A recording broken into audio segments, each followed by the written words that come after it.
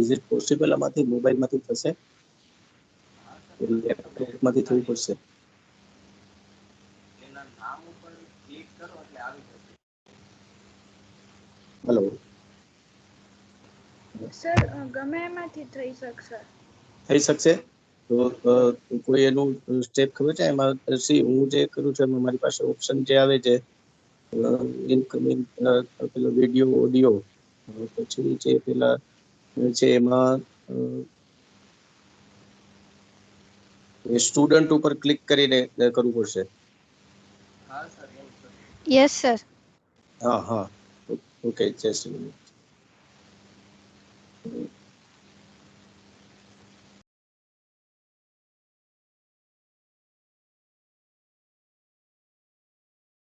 okay make a presenter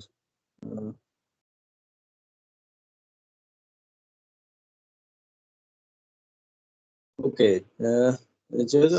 Raisa, have you got the icon અહીંથી presenter બનાવી દીધા છે yes sir okay so you can proceed now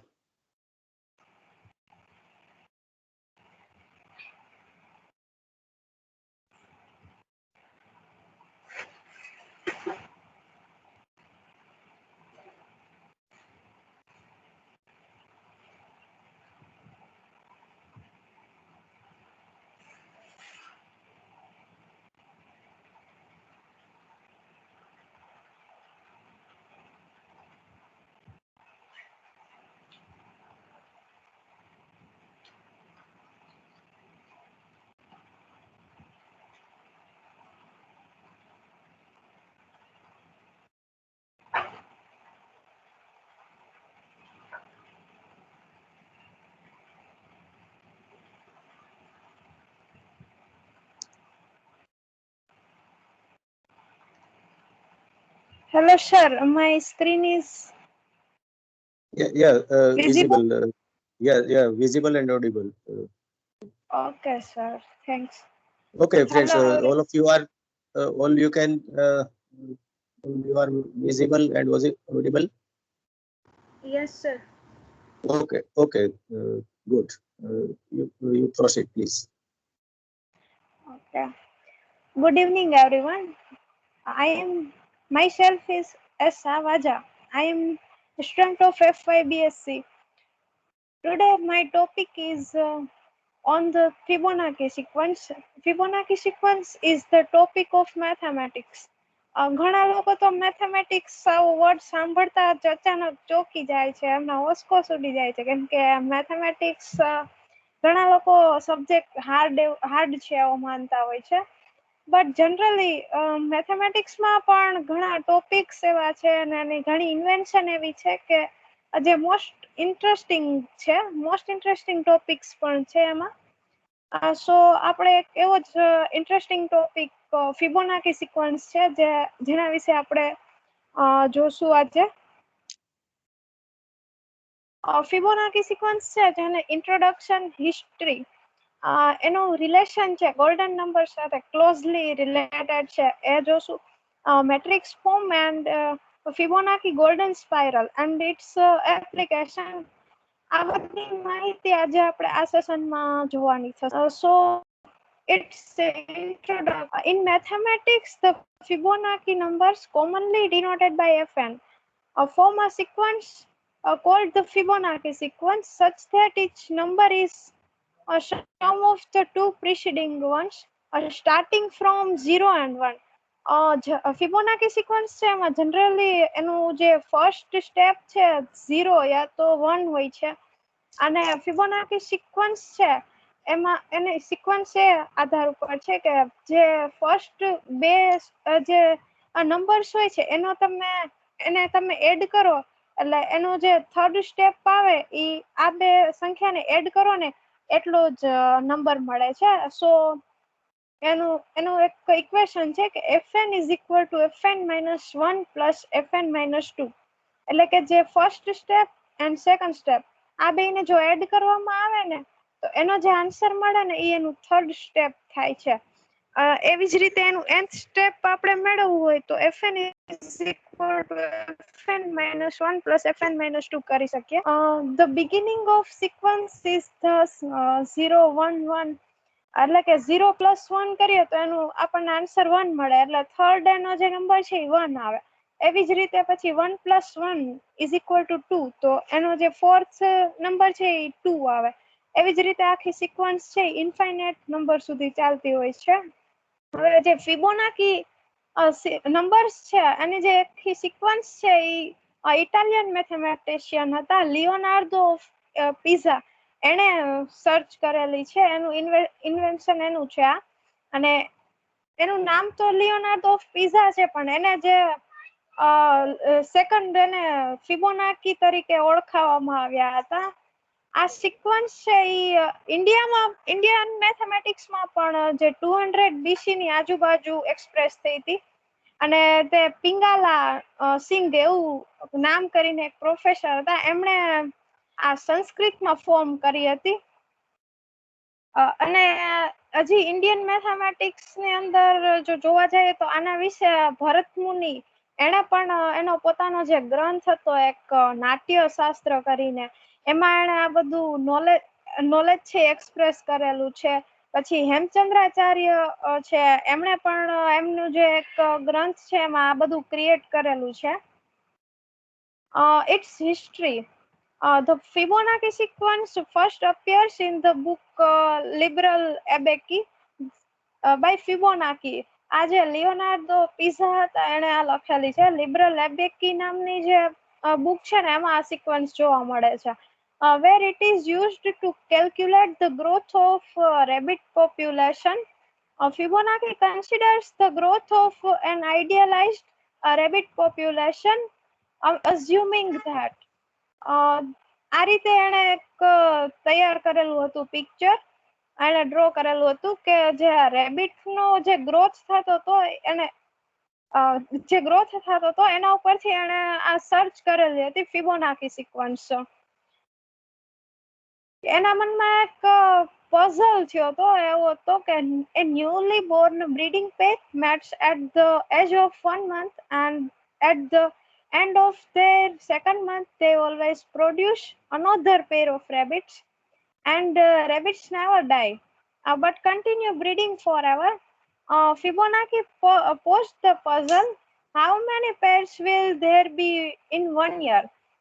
જે Fibonacci એને એવું ઓબ્ઝર્વેશન કરેલું હતું કે જે ફર્સ્ટ મંથ છે ત્યારે એક પેર હતી, એને એક પેર હતી, અને સેકન્ડ મંથના અંતે બીજી પેર એક ન્યુ બોર્ન થાય છે.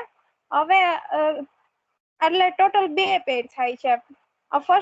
First end of first month 1 પેર હતી, એન્ડ ઓફ સેકન્ડ મંથ 2 પેર થાય છે. હવે પાછું એક પ્રોડ્યુસ કરે છે પેર, એ થર્ડ મંથના અંતે થાય છે, અને જે સેકન્ડ મંથના અંતે એક પેર હતી એક પેર પ્રોડ્યુસ કરતા નથી. સો એન્ડ ઓફ થર્ડ મંથ 3 પેર થાય છે.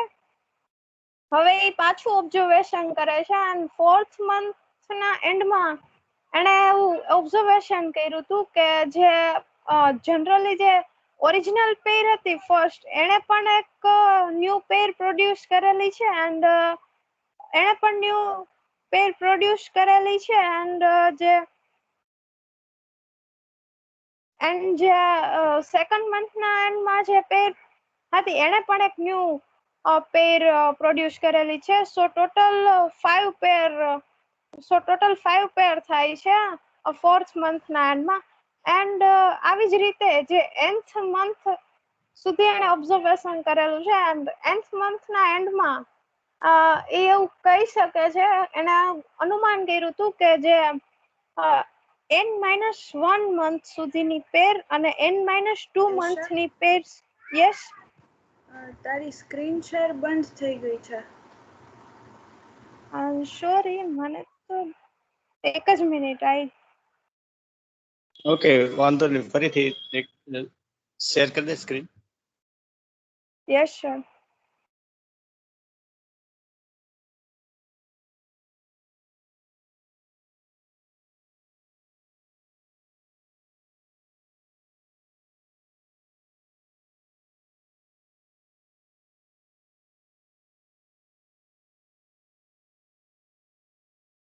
sir, visible now?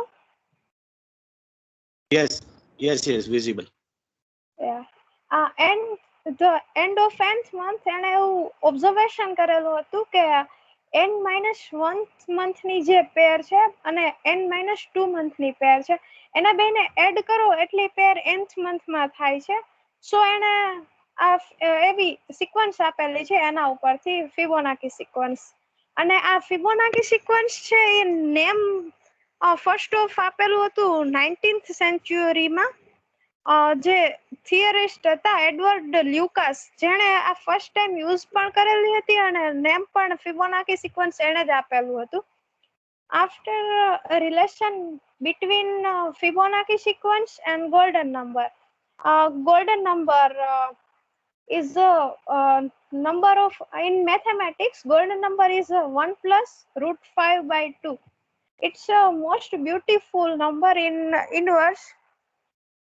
It is the most beautiful numbers in universe. It is approximately, its value is 1.68. જે golden number છે strongly related છે ફિબોનાકી numbers ને, અને બાયનેટ ફોર્મ્યુલા છે એના ઉપરથી એને એક્સપ્રેસ કરેલું છે કે golden ratio અને જે ફિબોનાકી numbers છે strongly related છે. Binet's formula expresses the nth Fibonacci number in terms of and the golden ratio, and implies that the ratio of two consecutive Fibonacci numbers tends to the golden ratio as n increases. જેમ n increase થતો હોય છે એમ golden ratio પણ એને નજીકમાં જતો રહેતો હોય છે, એટલે કે એની સાથે જ ઇન્ક્રીઝ થાય છે.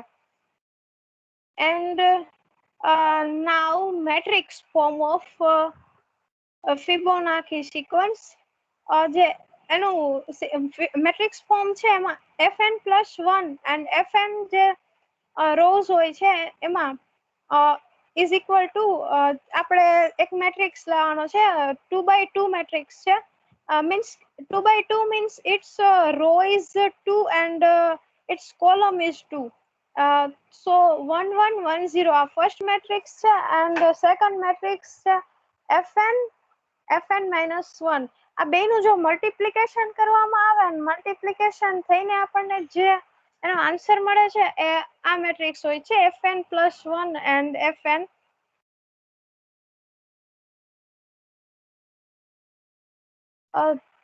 Now the Fibonacci golden spiral. આ ફિબોનાકી નું એક સ્પાઇરલ આકારમાં એને આ સિક્વન્સ ગોઠવેલી છે, જે આગળ કીધું એમ જ કે એનો એડિંગ કરતું જવાનું છે. ફર્સ્ટ ઓફ સૌથી નાનું જે છે સ્મોલેસ્ટ ચેક્સ એમાં 1 છે.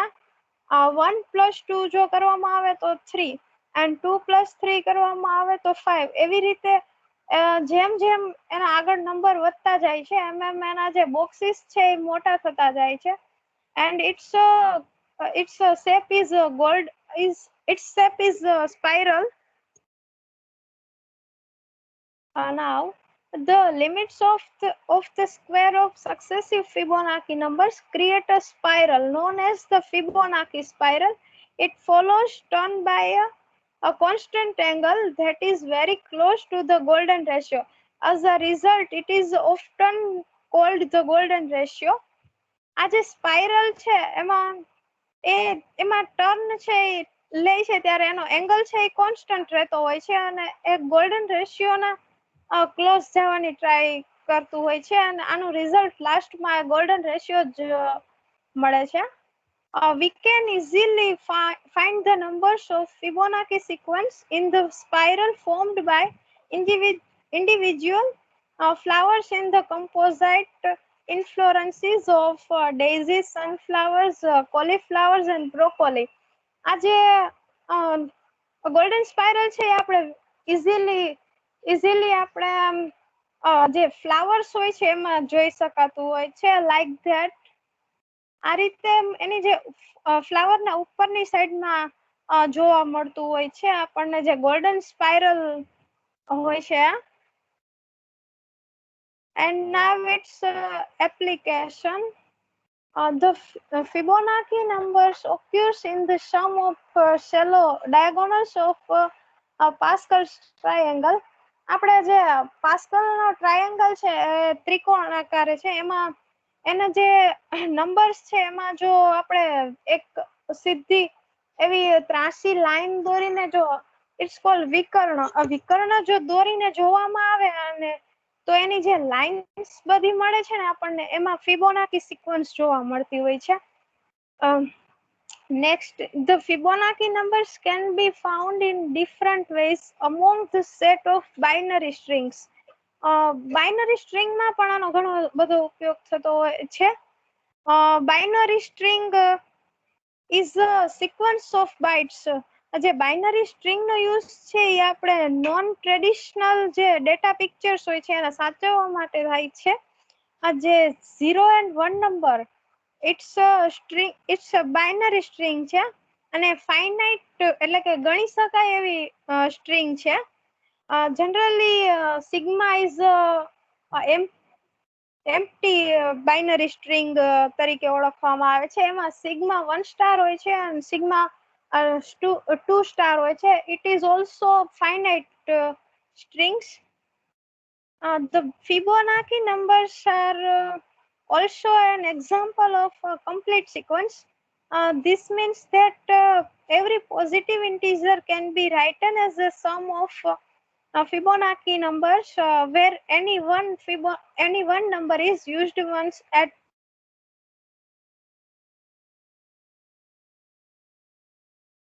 appear in the ring lemma used to prove connections between the circle packing and conformal maps.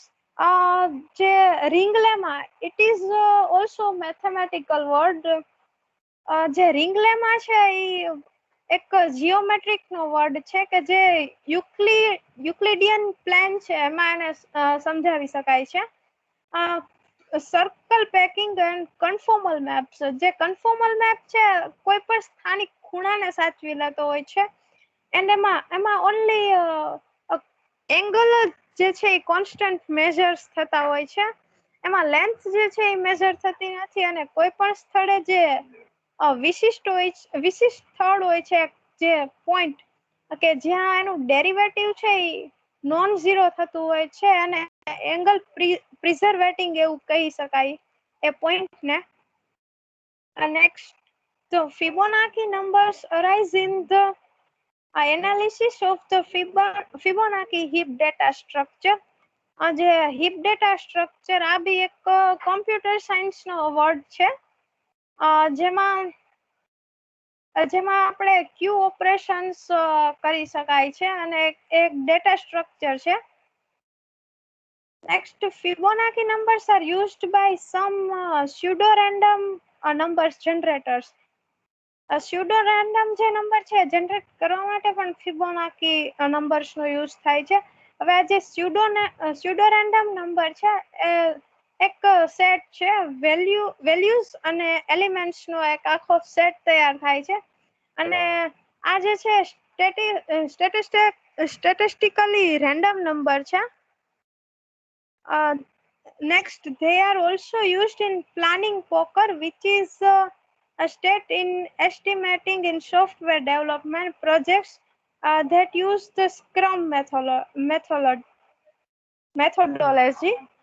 જે સ્ક્રમ મેથોડોલોજી છે એ એક સોફ્ટવેર ડેવલપિંગ માટેની પ્રોસેસ છે આખી કે જે કમ્પ્યુટરમાં આપણે સોફ્ટવેર છે એમાં એના જે પ્રતિક્રિયા આપે છે એમાં વધારો ઘટાડો કરવા માટેની આ એક મેથડ છે. એન્ડ જે સ્યુડો રેન્ડમ નંબર છે એક પ્રારંભિક બિંદુ ઉપરથી ઉતરી આવ્યો છે અને સામાન્ય રીતે ઉપર ને ઉપર આવતો જાય છે વારંવાર, એથી એને સ્યુડો રેન્ડમ કહેવાય. બીકોઝ એલ્ગોરિધમ નો જે ક્રમ છે વારંવાર એમાં રિપીટ થતો જોવા મળે છે અને એના એક એની સ્પેશિયલી એમાં એક જે નંબર્સ હોય છે અમુક એ સંપૂર્ણપણે રેન્ડમ નથી હોતા, સો એને સ્યુડો રેન્ડમ નંબર કહેવાય છે. એન્ડ ફિબોનાકી સિરીઝના ઘણી બધી એપ્લિકેશન્સ એવી છે કે જેનો આપણે મોસ્ટલી યુઝ બાયોલોજીકલી કરી શકીએ છીએ. કમ્પ્યુટર સાયન્સની અંદર પણ આનો ઘણી રીતે ઉપયોગ થાય છે. બાયોલોજીકલી જે ટ્રીઝ છે એની બ્રાન્ચીસ નો કાઉન્ટિંગ કરવા માટે કાઉન્ટિંગ કરવા માટે પણ ફિબોનાકી નંબર્સ નો યુઝ થાય છે. So it is a very most and interesting topic છે. So thank you all of you for hearing me. Okay, very fine. Congratulations, Esha. Thank you, Very sir. nicely prepared and very nicely presented topic. જે મિત્રો mathematics જે છે, હમણાં આપણે આગળ થોડીક ચર્ચા વધારીએ પેલા જસ્ટ એક થોડુંક એક બ્રીફિંગ કરી દઉં. ધોરણ 10 પછી તમારે લોકોને ગ્રુપ સિલેક્શન કરવાના થયા. એ ગ્રુપ, બી ગ્રુપ. એ ગ્રુપ જે લોકોએ સિલેક્ટ કર્યું એને મેથેમેટિક્સ છૂટી ગયું. બી ગ્રુપ જે લોકોએ સિલેક્ટ કર્યું, સોરી, એ ગ્રુપમાં બાયોલોજી છૂટી ગયું. બી ગ્રુપ જે લોકોએ લીધું એ લોકો માટે મેથેમેટિક્સ છૂટી ગયું. હવે ઘણી વખત એવું થાય છે કે આપણે જે આપણી જે સિસ્ટમ જે છે એમાં આપણે કોઈ પણ એક સબ્જેક્ટ લઈને એમાં આગળ આપણે ગ્રેજ્યુએશન, માસ્ટર્સ, રિસર્ચ એ રીતે આપણે આગળ વધતા હોય છે.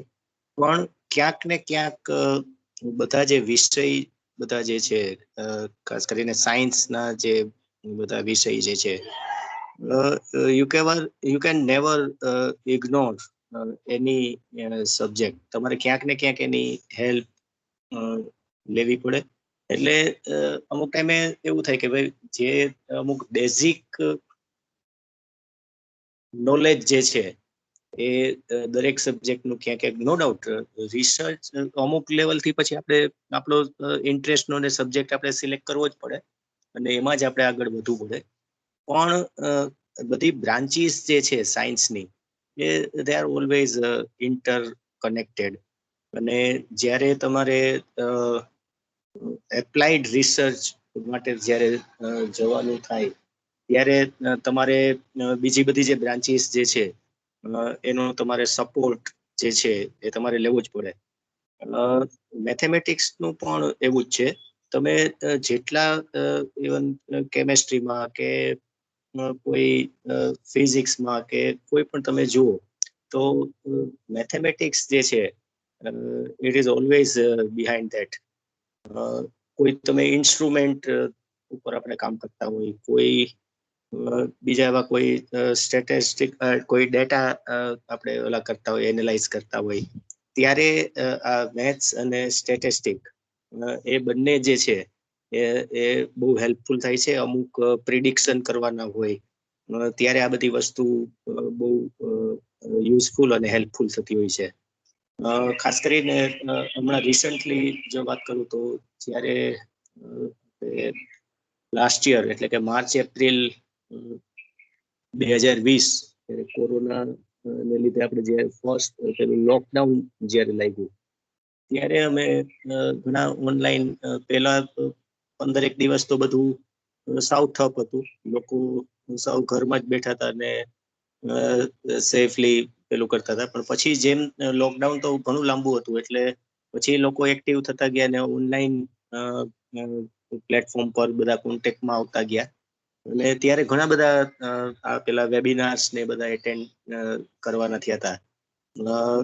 ત્યારે એક વેબિનાર મેં એટેન્ડ કરેલો અને ત્યારે એક બે જે મેથેમેટિશિયન હતા એ લોકોએ આનો મેથેમેટિકલ મોડેલ બનાવેલા અને એક બે સ્ટેટિસ્ટિશિયન હતા એ લોકોએ પણ એના મોડેલ બનાવેલા કે જે કોરોના સ્પ્રેડ થવાની જે પેટર્ન જે છે એ લોકોએ આખી ડિસ્કસ કરેલી કે ભાઈ આ રીતે ને આ રીતે જો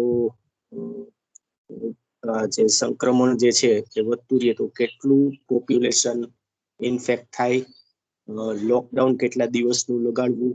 તમને ખ્યાલ હોય તો બધા step by step lockdown declare કરેલા. એટલે એ કેટલા દિવસનું લોકડાઉન લગાવવું એના પાછળ પણ મેથેમેટિક્સ હતું. અને આપણે નો ડાઉટ એટલું તો કહી શકાય કે જે ફર્સ્ટ જે લોકડાઉન જે હતું એ સક્સેસ હતું. નહીતર તમે ઇમેજ કરી શકો કે જો એ સમયે લોકડાઉન ન હતા અને જો આ જે સંક્રમણ જો આટલું વધ્યું હોત ત્યારે આપણે મેન્ટલી પ્રિપેર નતા, ઇન્ફ્રાસ્ટ્રક્ચર વાઇઝ પણ આપણી પાસે એટલું ત્યારે તૈયારી નથી, અને ઘણી બધી ડોક્ટરોને પણ આની કઈ રીતે ટ્રીટમેન્ટ કરવી, શું એના સિમ્ટોમ્સ છે, કેવી રીતે વાયરલ પેલું સ્પ્રેડિંગ જે છે એ આગળ વધે છે, શેનાથી કંટ્રોલ કરી શકાય, એ કોઈ પેલી ઇન્ફોર્મેશન એટલી બધી નથી. તો એ જે મેથેમેટિશિયન ત્યારે જે લોકડાઉન માટેના ને જે કેલ્ક્યુલેશન કર્યા ને જે આટલા દિવસનું લોકડાઉન લગાવવા તે બધું આપણા જે સેન્ટ્રલ ઓથોરિટી હોય એ લોકોની સાથે એ બધું ડિસ્કસ કરી અને એ બધું આપણે પ્રાઇમ મિનિસ્ટર ને એ લોકોને એ બધી આવી આખી સલાહ સૂચનો કરેલા. એટલે મિત્રો કહેવાનો મતલબ એ છે કે જે મેથેમેટિક્સ જે છે એ પણ બહુ અગત્યનું સ્ટેપ એટલે વિષય છે. અને કોઈ પણ છે હું જસ્ટ બિંગ એ કેમેસ્ટ્રી પર્સન હું એટલું કહી શકું કે રિસર્ચ અમે જ્યારે કરતા હોય ત્યારે generally we are preparing number of novel compounds, નવા કમ્પાઉન્ડ્સ જે ખાસ કરીને ડ્રગ એક્ટિવ હોય. મારું ફિલ્ડ જનરલી ડ્રગનું હતું એટલે ડ્રગની ખાલી જસ્ટ વાત કરું તો ડ્રગ નવા કમ્પાઉન્ડ બનાવતા જાય, પછી કમ્પાઉન્ડ બનાવી અને પછી એને એ ડ્રગ તરીકે એક્ટિવ છે કે નહીં, ડ્રગ તરીકે યુઝ થશે કે નહીં, એ પાછું આખું બીજા અલગ રિસર્ચ થઈ જાય. એના માટે તમારે માઇક્રોબાયોલોજીસ્ટ, પછી ડોક્ટર્સ, મેથેમેટિશિયન એવી આખી ટીમનો સપોર્ટ જોઈએ. કોઈ પણ ડ્રગ રાતોરાત માર્કેટમાં નથી આવતી.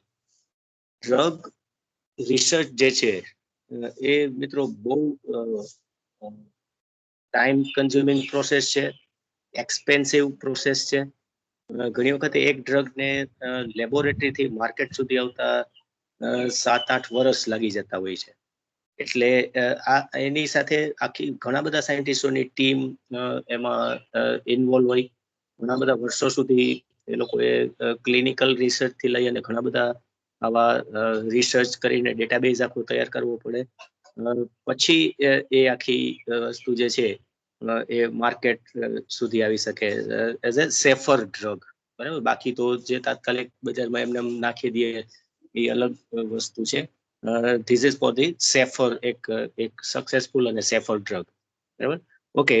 એનીવે આને રિલેટેડ કોઈને કંઈ કોઈ કોમેન્ટ, કોઈ ક્વેશ્ચન?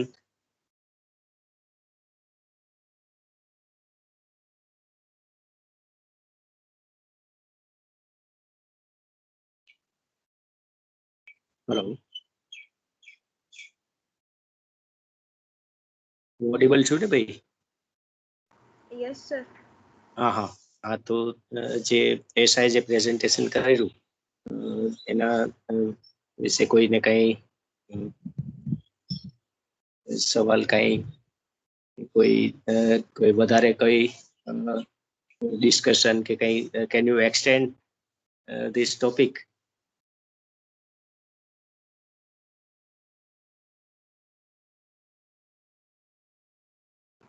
Yes sir.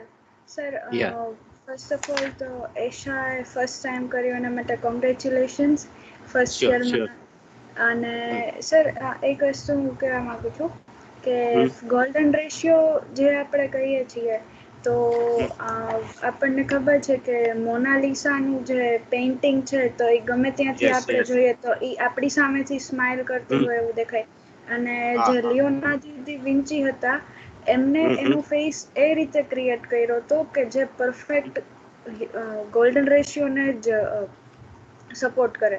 મતલબ કે ઓકે. એના ફેસનો અગર આપણે ગોલ્ડન રેશિયો કાઢીએ ને તો જે ફ્લાવર્સનો અથવા તો જે ઓલા સી શેલનો નીકળે ને એ જ રીતે પરફેક્ટ ગોલ્ડન રેશિયો બને. અને એના કારણે જ મોનાલિસાનું જે ઇમેજિનેશન કરીને જે કરેલું છે તો એ આપણે જ્યારે જોઈએ ત્યારે એ આપણી સામે સ્માઇલ કરતી હોય ને એવું દેખાડે. Okay, very nice, very new information. Okay, તો એના ઉપરથી બીજું પણ એક યાદ આવ્યું કે લિયોનાર્ડો વિન્ચી એ તો આઈ થિંક યુરોપમાં થઈ ગયા, બરાબર? તો એવી જ રીતે આપણે ત્યાં તમે જો તમને ઇન્ટરેસ્ટ હોય ને તમે કોઈ વાર ફરવા જતા હો ને કોઈ આપણા હિસ્ટોરિકલ અને બીજા બધા જે કોઈ પ્લેસ ઉપર તમે જાઓ તો ઘણા બધા એવા પેલા સ્કલ્પચર ને એવા બધા જોવા મળે છે, શિલ્પ ઘણા બધા એવા જોવા મળે છે. હું ન ભૂલતો તો ક્યાંક અજંતા ઇલોરા કે ત્યાં પણ કંઈક એવું એક બે જગ્યાએ એવું જોયેલું કે તમે એક જગ્યાએ પિક્ચર હતું એવું, હું ન ભૂલતો તો કંઈક ઇલોરાની કોઈ કેવ્સમાં એક જગ્યાએ એવું કંઈક ડ્રો કરેલું છે. તમે એને કોઈ બી એંગલ થી જુઓ તો એ તમારી સામે જ આપણે એ એંગલ થી દરેક એંગલ થી સરખું જ દેખાય. ઓકે, મે બી એ પણ એ હોઈ શકે ગોલ્ડન રેશિયોમાં. Very nice. એની અધર?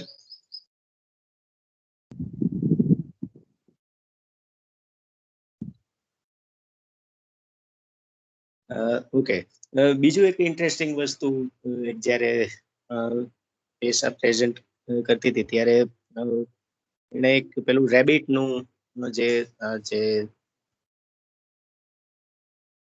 પેલું Yes, sir. એક્ઝામ્પલ લઈને આખી જે પેલી સિક્વન્સ આખી જે ડેવલપ થઈ એનો વિચાર ક્યાંથી આવ્યો, બરાબર? પેલો લિયોનાર્ડો પાસ્કો કે કોણ? Pizza, નાખી. sir. હા, Leonardo Pizza. પીઝા. હા, તો એને જે રીતે આઈડિયા આવ્યો જે રેબિટ ની પેર જે છે જે એ ગ્રો કરે છે, તો એના ઉપર એક બીજું મને પણ એક બીજો just not related to this series પણ એક હકીકત છે. ઓસ્ટ્રેલિયા જે કોન્ટિનેન્ટ જે છે એ કોણે શોધ્યો, ક્યારે શોધ્યો?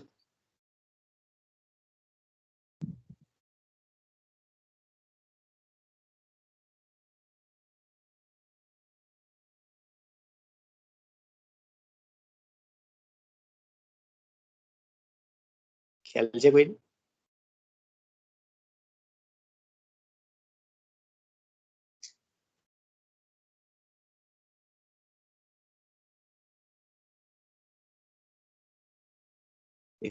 તમે સર્ચ કરજો ઓસ્ટ્રેલિયા જે કન્ટિનેન્ટ જે છે, તો એ વર્ષો પહેલા એટલે કે આજથી લગભગ 300-400 વર્ષ પહેલા છે ને આ બધા જે યુરોપિયન કન્ટ્રીઝ જે છે, ખાસ કરીને બ્રિટન, ફ્રાન્સ, પછી સ્પેન, ઇટાલી,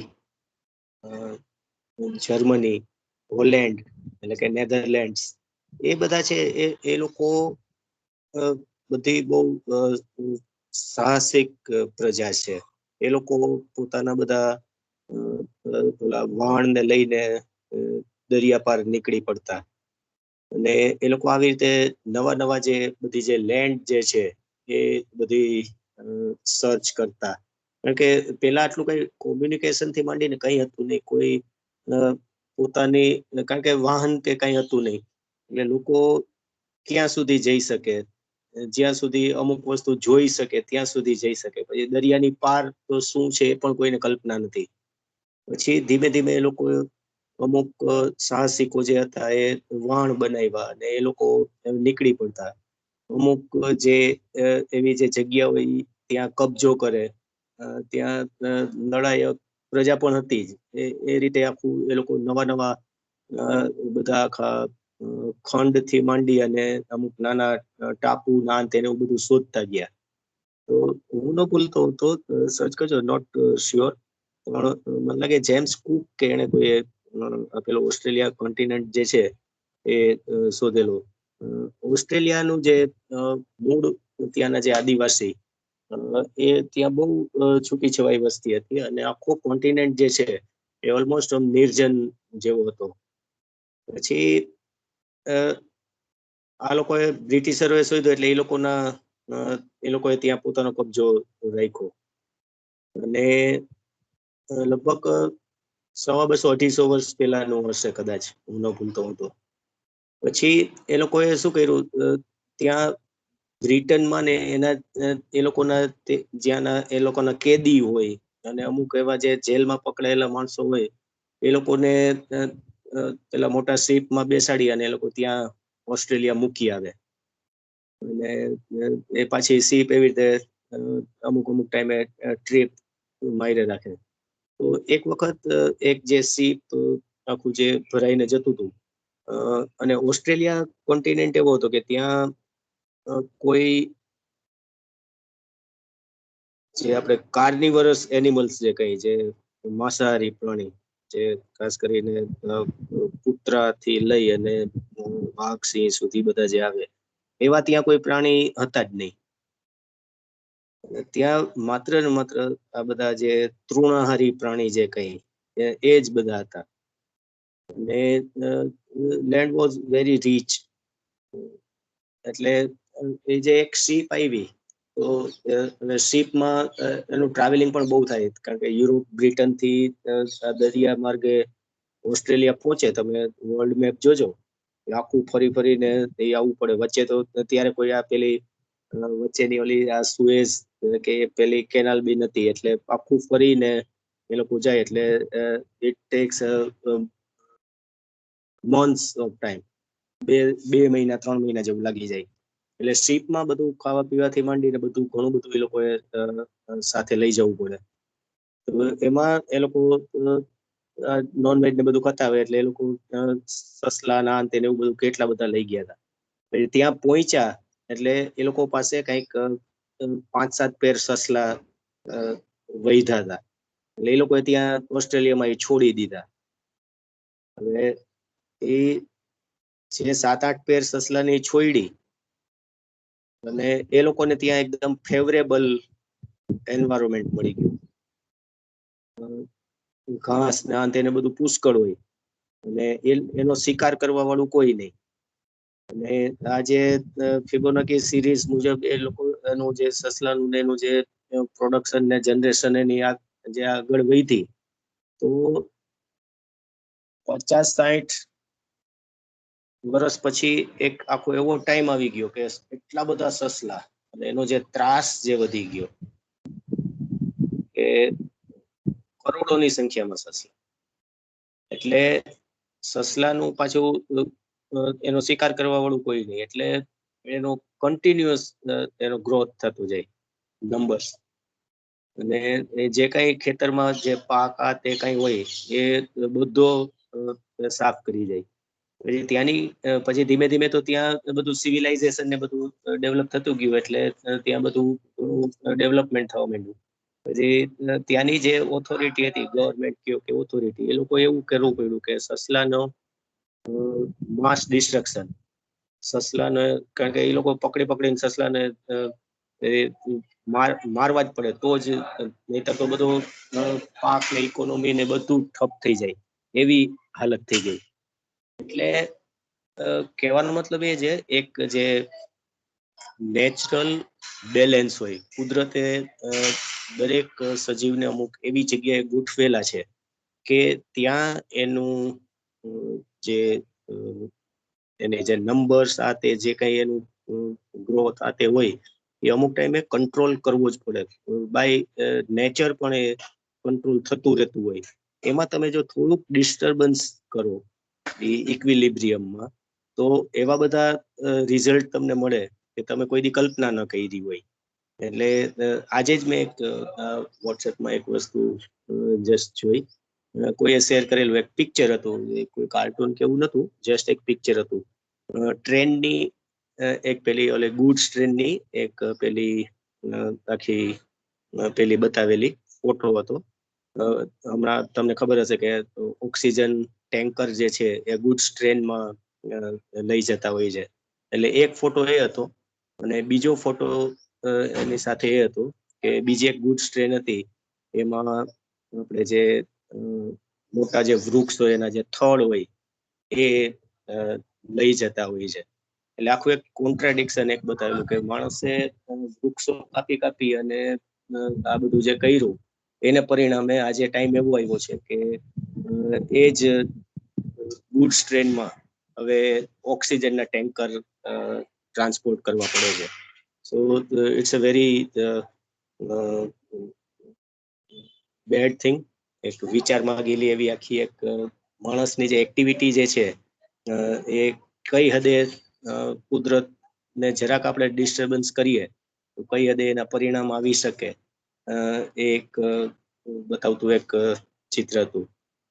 એટલે એ પણ વસ્તુ ધ્યાન રાખવી જોઈએ કે ભાઈ નેચરલ બેલેન્સ જે છે, કુદરતે એવું બધું બેલેન્સ કરેલું છે આખી સૃષ્ટિમાં કે આપણે એમાં રહેવાનો ચોક્કસ હક છે. being a natural creation, આપણને રહેવાનો ચોક્કસ હક છે, પણ એને આપણે મચડવાનો કોઈ હક નથી. આપણે આપણું ઘર કે હોય તો કોઈ ગેસ્ટ કે કોઈ આ કે તે કે આવે, કોઈ રીએ ખાય પીવે મજા કરે, એ બધી વસ્તુ બરાબર, પણ પછી તોડફોડ ને આ તેને કરવા માંડે તો અમુક હદ પછી આપણે એને રોકવું પડે બાય ફોર્સ કે કોઈ બી રીતે સમજાવટથી, પછી બાય ફોર્સ એ રીતે કરવું પડે. પછી જો એનો ત્રાસ વધી જાય તો પછી એ ઘર માટે નુકસાનકારક થાય. એવું જ કુદરતનું છે. કુદરત અમુક પેલા સુધી ટોલરેટ કરે, સહન કરે, પણ પછી જ્યારે એનું જે બાઉન્સ બેક થતું હોય છે એ બહુ ભયંકર હોય છે. કોરોના શું છે એ તો ખબર નથી. ઘણી બધી થિયરી છે, વુહાનમાંથી ચાલુ થયું, આ રીતે ચાલુ થયું, મેન મેડ છે, એ બધી થિયરી ઘણી છે, પણ શું છે નેચરલ, ધેટ ઇઝ ટ્રુ. બરાબર. હવે એ શેનું પરિણામ છે એ તો હજી ઘણા લાંબા સમય પછી ખબર પડી શકે. પણ મિત્રો કહેવાનો મતલબ એ છે કે જે નેચર જે છે, we should respect to the mother nature, otherwise it is very smart. આપણા કરતા તો એ ક્યાંય સ્માર્ટ છે, અને એના કેવા પરિણામ આવી શકે આપણી કલ્પના બહારના હોય છે. એ આપણે અત્યારે જોઈ છીએ. બરાબર. એટલે ઓકે, વેરી નાઇસ. કોઈને કાંઈ બીજું કહેવાનું?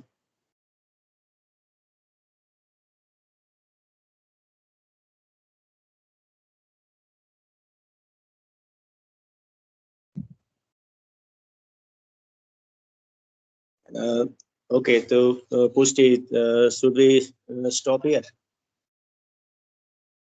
Yes sir. અને સ્ટુડન્ટ્સને રિક્વેસ્ટ કે પ્લીઝ એ લોકો લખે ચેટ બોક્સમાં how was there experience. Yes, sure. બધા મિત્રો આજે તમારું જે આજનો જે કંઈ એક્સપિરિયન્સ હોય એ પ્લીઝ ચેટ બોક્સમાં શેર કરજો. બરાબર. અને જે કાંઈ ડિસ્કસ થાય, જે કાંઈ થાય એના ઉપર વિચારતા રહેજો સતત. ખાલી પ્રેઝન્ટેશન તૈયાર કરીએ, જોઈએ, સાંભળીએ, એ બધી વસ્તુ બરાબર, પણ આપણું જે પર્પઝ છે, આપણો જે ઉદ્દેશ જે છે, that is to ignite the mind.